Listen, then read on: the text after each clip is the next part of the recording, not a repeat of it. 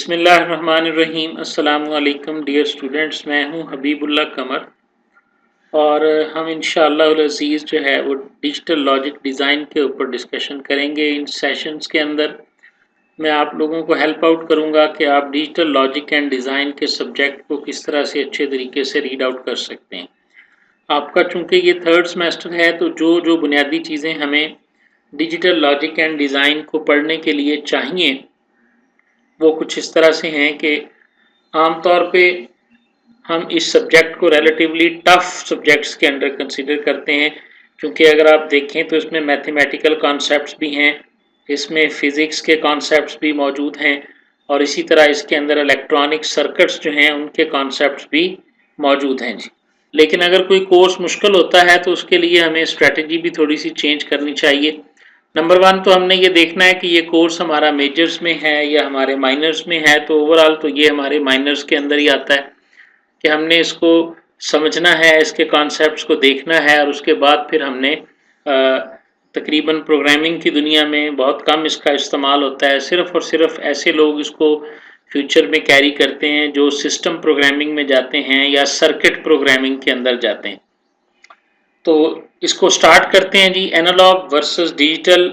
हम आप में से सारे लोग जानते हैं जी कि जो क्वांटिटीज़ हैं, कुदरती तौर पर जो क्वांटिटीज़ पाई जाती हैं, हम अपनी ज़िंदगी में जो क्वांटिटीज़ के साथ डील करते हैं।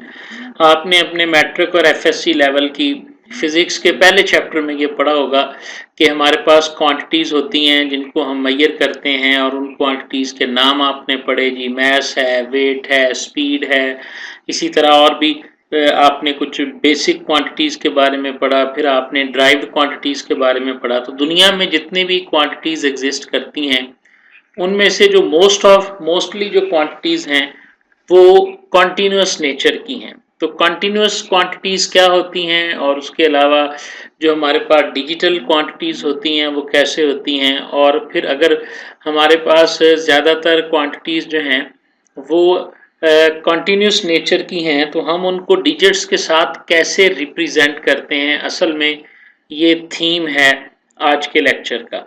ठीक है जी। Most of the quantities in the nature that can be measured are continuous. जिनको हम मेजर करते हैं वो कॉन्टीन्यूस नेचर की हैं और ऐसी क्वांटिटीज़ को हम एनालॉग क्वांटिटीज़ कहा जाता है या एनालॉग वे में हम इनको रिप्रेजेंट करते हैं। आपको डेफिनेटली ये आइडिया होगा कि एनालॉग सिग्नल्स होते हैं और डिजिटल सिग्नल। तो मैं बात कर रहा था कि एनालॉग क्वांटिटीज़ और डिजिटल क्वांटिटीज़, एनालॉग सिग्नल्स के बारे में आप लोगों ने जाना होगा। आप में से कोई बंदा मुझे बताए जी चैट के अंदर कि क्या आप एनालॉग सिग्नल्स और डिजिटल सिग्नल्स को जानते हैं। बेसिकली जो क्वांटिटीज़ होती हैं जब हम उनको इलेक्ट्रॉनिकली प्रोसेस करने की बात करते हैं तो उस वक़्त हम उन क्वांटिटीज़ को रिप्रेजेंट करते हैं ऑन पेपर भी और इसी तरह डेफिनेटली इन द सिस्टम्स भी। ध्यान से मेरी बात सुनिएगा। जब हम जो क्वांटिटीज़ होते हैं उनकी मेजरमेंट करने के लिए जब कोई सिस्टम डेवलप करते हैं तो उन सिस्टम के अंदर हम उन क्वांटिटीज़ को रिप्रेजेंट करते हैं। वो जो रिप्रेजेंटेशन है वो दो तरह से हम करते हैं, या तो हम उनको एनालॉग वे में रिप्रेजेंट करते हैं या हम उनको डिजिटल वे में रिप्रेजेंट करते हैं। ये बात ज़रा समझने वाली है। अच्छा जी। तो इसी तरह हम उनको रिप्रेजेंट भी करते हैं, फिर उसके बाद हम उन क्वांटिटीज़ को बाज़ औक़ात, बल्कि अक्सर आजकल की दुनिया में हम उन क्वांटिटीज़ को एक जगह से दूसरी जगह जो है वो हम ट्रांसफ़र भी करते हैं। जब हम उनको ट्रांसफ़र कर रहे होते हैं तो उन क्वांटिटीज़ को दो अशकाल के अंदर, दो तरीक़ों के साथ, दो शक्लों में एक जगह से दूसरी जगह भेजते हैं। या तो हम उनको एनालॉग सिग्नल्स की सूरत में ट्रांसमिट करते हैं या हम उनको डिजिटल सिग्नल्स की सूरत में ट्रांसमिट करते हैं। ये वो कॉन्सेप्ट हैं जो इससे पहले आप जानते हैं। लेकिन अब यहाँ से एक नई बात सुनिएगा कि हमें ये एनालॉग और डिजिटल के चक्कर में हम पड़ते क्यों हैं। नंबर 1, दुनिया में जितनी भी क्वांटिटीज़ हैं इनमें से ज़्यादातर क्वांटिटीज़ जो हैं वो एनालॉग हैं। मसलन intensity of light during the day, एक दिन के अंदर जो लाइट है उसकी शिद्दत का बढ़ना और कम होना, ये दोनों जो हैं ये हमारे पास कंटिन्यूस नेचर के हैं। Rise and fall in the temperature during a 24 our period, 24 घंटे के अंदर जो टेम्परेचर है वो किस तरह से राइज होता है और फिर किस तरह से फॉल करता है, इसका बढ़ना और कम होना ये भी कंटिन्यूस है। एक कार का एक पॉइंट से दूसरे पॉइंट तक जाना, अगर आपने ए से चलाना शुरू किया है तो बी तक आप जब पहुंचे हैं तो इसके दौरान आपके कार की जो स्पीड या वेलोसिटी थी वो चेंज हुई है। डेफिनेटली आप ज़ीरो पे थे, जब आप पॉइंट बी पे पहुंचे तो उस वक्त आप वहां रुक गए, उस वक्त भी आप ज़ीरो पे थे, तो आपकी पॉइंट जो वेलोसिटी या स्पीड है वो ज़ीरो से बड़ी थी, बढ़ के कम भी हुई थी, तो राइज एंड फॉल आया था। तो जितनी भी ये क्वांटिटीज़ हैं, जब हम इनको मेजर करने की बात करते हैं, when we want to measure these quantities, the measurable values generally change over a continuous range having a minimum and maximum value। Change इसमें क्या आती है कि उसकी कोई ना कोई मिनिमम वैल्यू होती है, किसी न किसी वो मैक्सिमम वैल्यू में जाती हैं, और इन दोनों के दरमियान एक जो क्वांटिटी होती है जिसको हम मेजर कर सकते हैं वो चेंज हो रही होती है। अब वो चेंज कैसे हो रही है हमने बता दिया कि ये जो ऊपर तीनों एग्जांपल्स हैं, और इस तरह बहुत ज़्यादा एग्जांपल्स जो हैं वो कंटिन्यूस नेचर की हैं कि कंटिन्यूसली जो है ये क्वांटिटीज चेंज होती। अब ज़रा इसको देखिए, ये ग्राफ आपके सामने है। अब हम इन क्वांटिटीज को रिप्रेजेंट करना चाहते हैं। रिप्रेजेंट करने के लिए आपको डिजिट्स की ज़रूरत है या ग्राफ की। एक तरीका तो ये है जी, हमने आप एक लाइन सी ग्राफ सी बना देंगे, लेकिन ग्राफ बनाने के लिए भी आपको पता है कि हमें इन क्वांटिटी, किसी भी क्वांटिटी को शो करने के लिए हमें डिजिट्स की जरूरत। This is called digital representation of quantity. ठीक है जी, दुनिया में किसी भी क्वांटिटी को, चाहे वो कोई कंटिन्यूस क्वांटिटी है, चाहे वो कोई एनालॉग है या डिजिटल है, कुछ भी है, हम एनालॉग क्वांटिटीज को रिप्रेजेंट करने के लिए जो चीज इस्तेमाल करते हैं उसे हम डिजिटल कहते हैं, डिजिट्स कहते हैं, डिजिटल क्वांटिटीज। आप देखें आपके कार में या बाइक में जो मीटर लगा होता है, तो उसमें आप बेसिकली तो आप रिवॉल्विंग ऑफ यूर व्हील को मेजर कर रहे हैं, लेकिन आपने वहाँ डिजिट लिखा हुआ है जी, 10 है, 20 है, 30 है, 40 है, 50 है। तो ये 10, 30, 40, 50 आप किसको रिप्रेजेंट कर रहे हैं? आप अपने व्हील के घूमने को मेजर कर रहे हैं। ठीक है, तो वो एक कॉन्टिन्यूस वे में घूम रहा है, लेकिन आप उसको रिप्रेजेंट कर रहे हैं with the help of numeric digits. This is called digital representation of quantities. हम क्वांटिटीज को रिप्रेजेंट करते हैं। जब हम क्वांटिटीज की रिप्रेजेंट की बात करते हैं तो ये रिप्रेजेंटेशन जो है ये हमारे पास कैसे आएगी और किस तरह से आएगी, इसको हम जब हम बात करते हैं रिप्रेजेंटेशन की, तो डेफिनेटली हम उसके ऊपर कोई ना कोई नंबर लगाएंगे और उसकी मेजरमेंट को हम fixed interval and equal intervals पे उसको डिवाइड करेंगे। ठीक है, ये एक रूल ऑफ थंब है कि हम डिजिटली किसी क्वांटिटी को कैसे रिप्रेजेंट करते हैं। ध्यान से सुन लें मैं क्या कह रहा हूँ। हमारे पास यहाँ पर एक कॉन्सेप्ट आएगा कि हम उसे फिक्स्ड एंड इक्वल इंटरवल्स के अंदर जो है वो चेंज। ओके जी, तो यहाँ पर एक कॉन्सेप्ट जरा बिठाने की कोशिश कीजिएगा जी सारे स्टूडेंट्स अपने जहन में, और वो कॉन्सेप्ट क्या है? टू रिप्रेजेंट द सिग्नल, किसी भी सिग्नल को, किसी भी क्वांटिटी को जब हम डिजिटली रिप्रेजेंट करना चाहते हैं तो हम क्या करते हैं? फिक्स्ड एंड इक्वल इंटरवल्स में उसको डिवाइड कर देते हैं। Continuous signal, continuous quantity is sampled at 15 fixed and equal intervals। एक डायग्राम जो पीछे मैंने आपको दिखाई, यहाँ पर भी मैं आपको दिखा देता हूँ जी। ये डायग्राम यहाँ भी हमें मिल जाएगी स्लाइड नंबर 2 के अंदर। देखें जी, ये डायग्राम में हमने शो किया है कि ये हमारे पास टाइम है, ये हमने इक्वली डिवाइड कर दिया। 1 सेकंड, दूसरा सेकंड, तीसरा, या मिनट कह लें इसको, पहला मिनट, दूसरा मिनट, तीसरा मिनट, चौथा, ये हमने टाइम को इक्वली डिवाइड कर दिया। ठीक है, this is called fixed and equal intervals. ये हमारे पास टेम्परेचर है। अब हम इसको हमने ड्रॉ कर दिया। ये लाइन हमें नजर आ रही है कि टेम्परेचर यहाँ से बढ़ता हुआ ऐसे गया, ऐसे गया, ऐसे गया। ये लाइन कैसे लगी है, ये लाइन ऐसे ही नहीं लगी। इस लाइन को मैयर अगर हम करेंगे तो आप कैसे करेंगे, आप 1 पे देखें क्या वैल्यू है, 2 पे देखें, 3 पे देखें, 4 पे देखें, 5, इसी तरह से इसको रिप्रेजेंट किया जा सकता है। जब आप किसी भी कंटिन्यूस क्वांटिटी को रिप्रेजेंट करेंगे तो आपको उसे फिक्स्ड इंटरवल ऑफ टाइम के ऊपर ही इसे मैयर करना पड़ेगा। जरा मैयर करके देखते हैं जी। नीचे वाले ग्राफ के अंदर आप देखें जी, उसने तमाम पॉइंट्स के ऊपर इसको नोट डाउन कर दिया।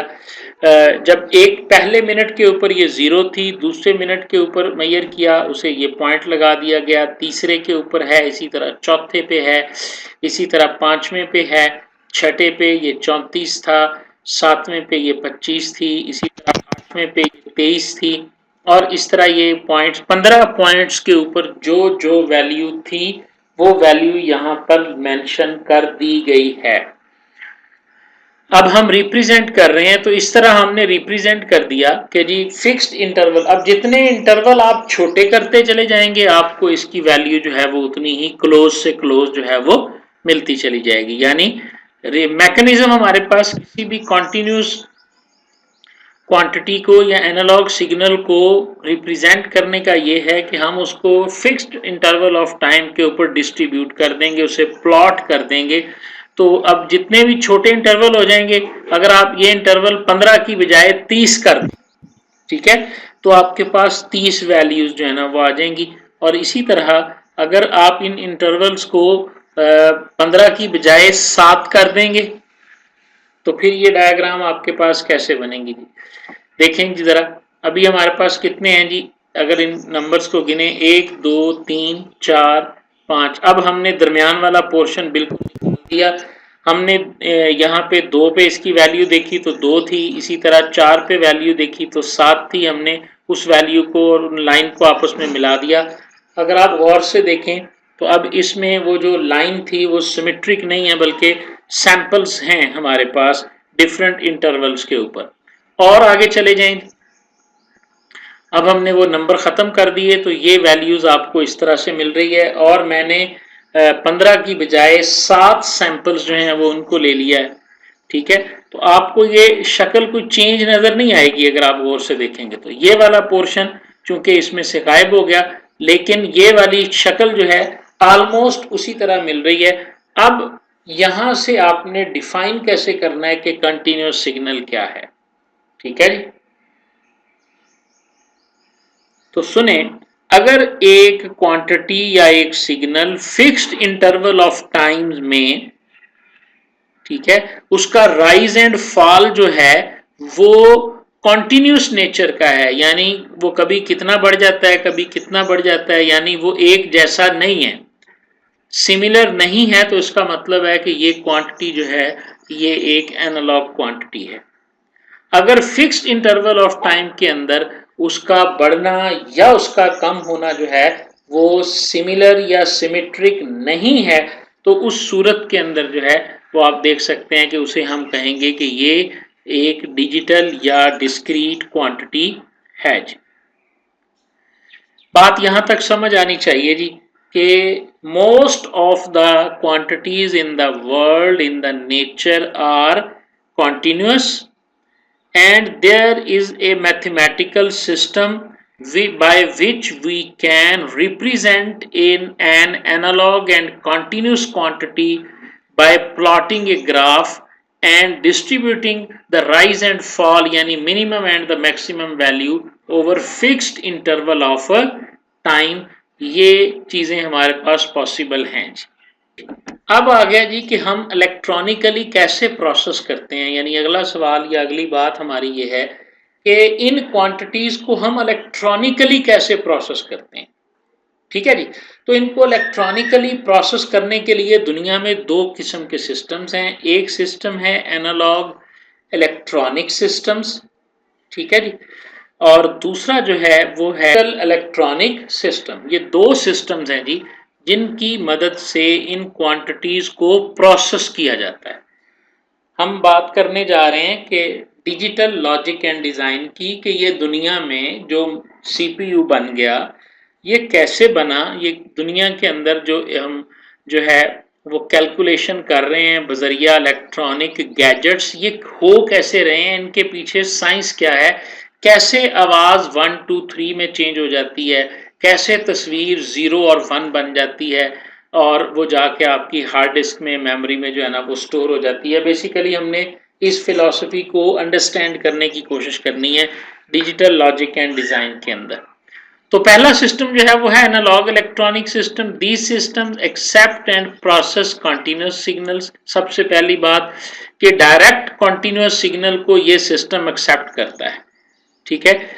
The continuous quantities are converted into continuous voltage or current signals by transducers. Transducers ये पुर्जा है जी, इसका नाम आप याद रख लें।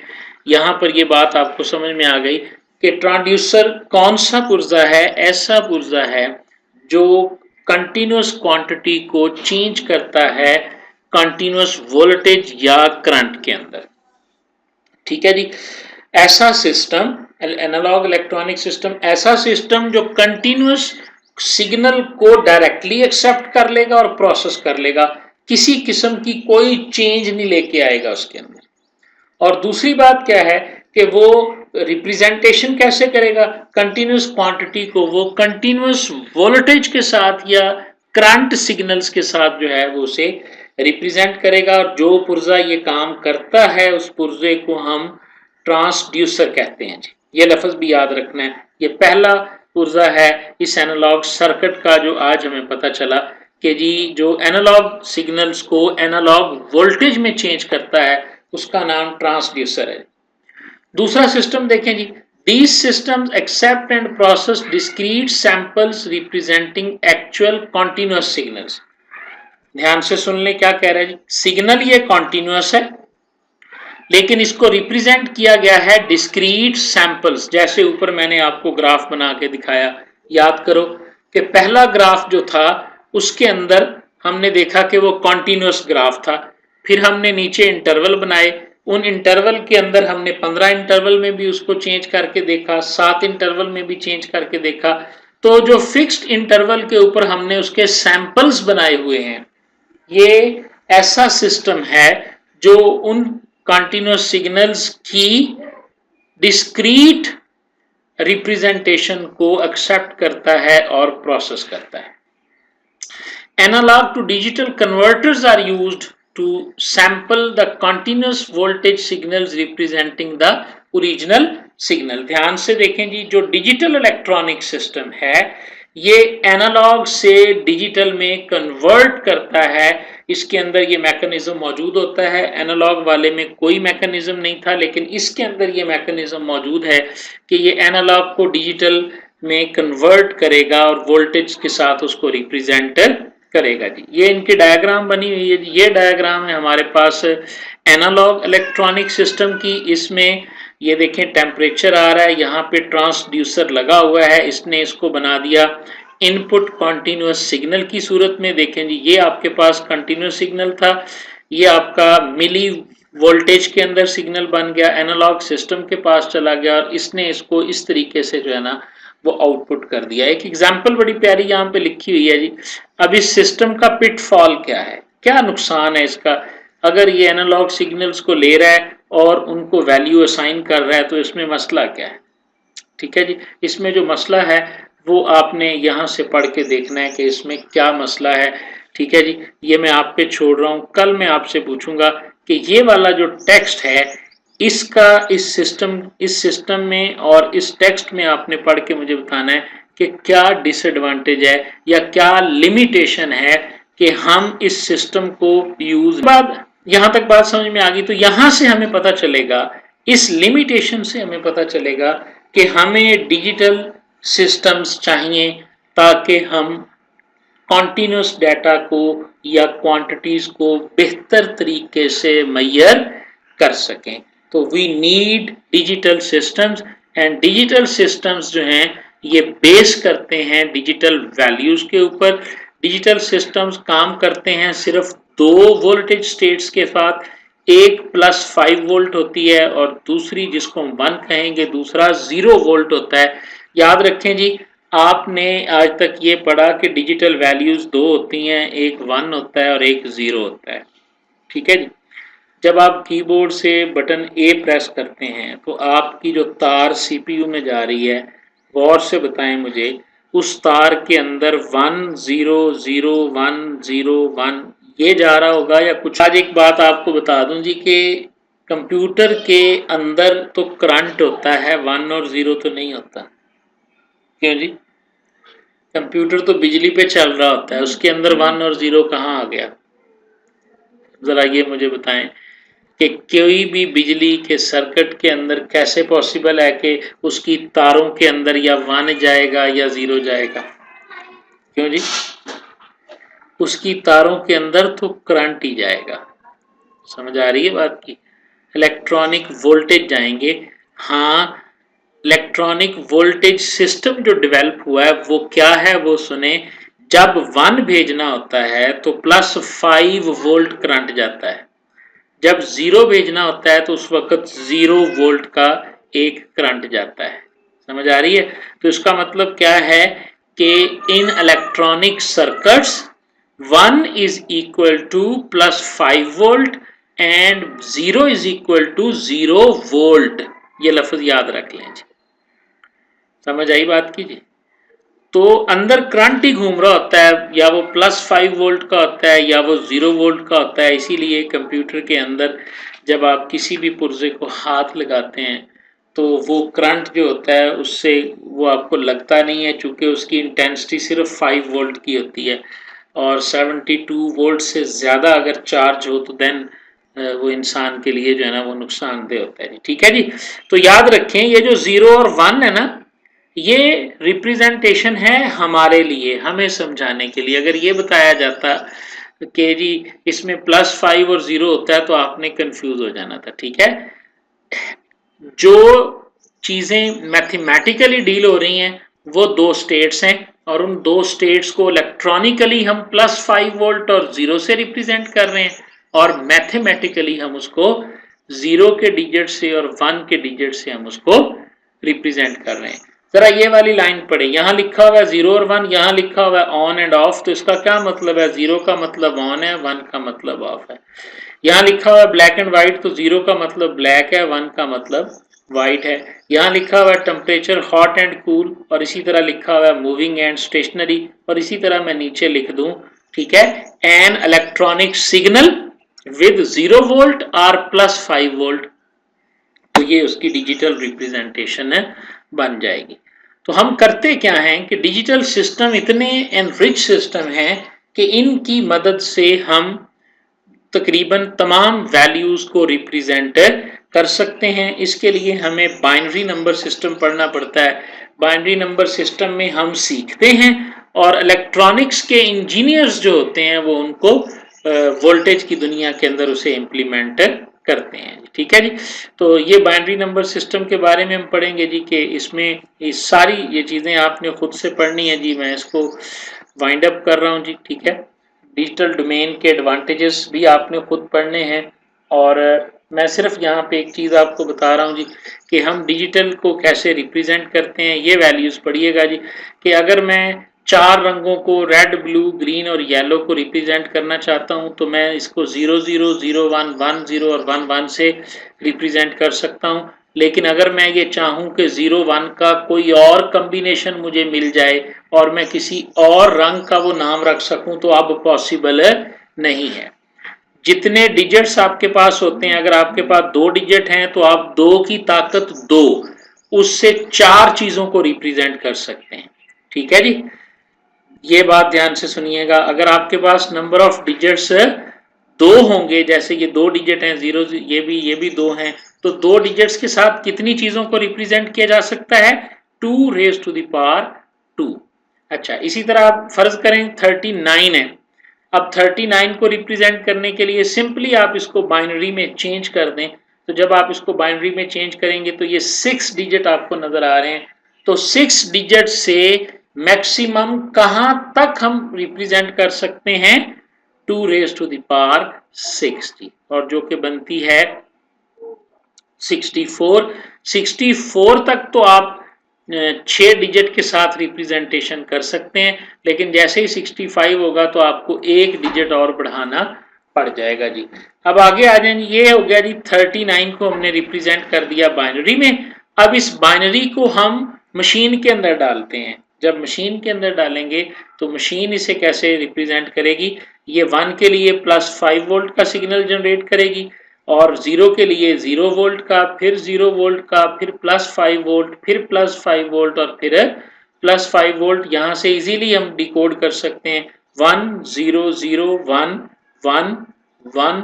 तो आपके कीबोर्ड की तार में, आपकी रैम से आपके सीपीयू के अंदर और आपके सीपीयू के अंदर जो कुछ भी हो रहा होता है वो +50 वोल्ट +50 वोल्ट की शक्ल में ही हो रहा होता है।